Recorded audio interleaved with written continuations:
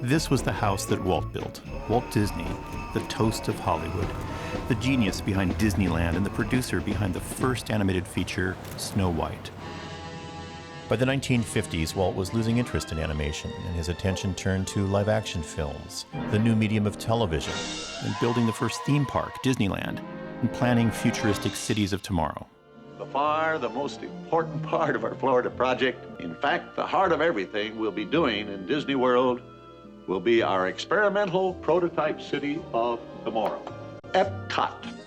If you're a fan of inside Hollywood documentaries, and I'm a fan of them myself, you'll really enjoy Waking Sleeping Beauty. This is a documentary that covers a 10-year period in the history of Disney animation, from 1984 to 1994. That may sound like a relatively small period of time, but a lot happened in that period. At the beginning, in 1984, Disney was just about ready to end animation. It kicked the animators off the lot, and it was really thinking that this was going to be something it wasn't going to be doing anymore.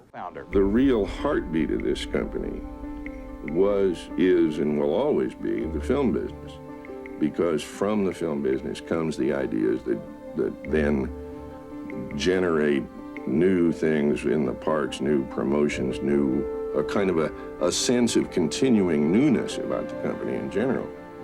And when that began to fail, and I actually, somewhere along the line, began hearing things like, well, they don't think they really want to stay in the movie business because it's not doing very well and we don't really even need it anyway. And that gave me all sorts of problems because I remember saying at one point, well, if you really think that way, then what you're doing is running a museum.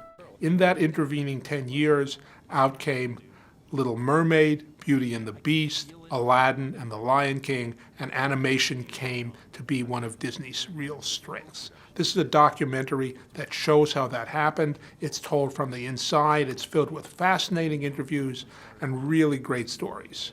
For the Los Angeles Times, this is Kenneth Turan.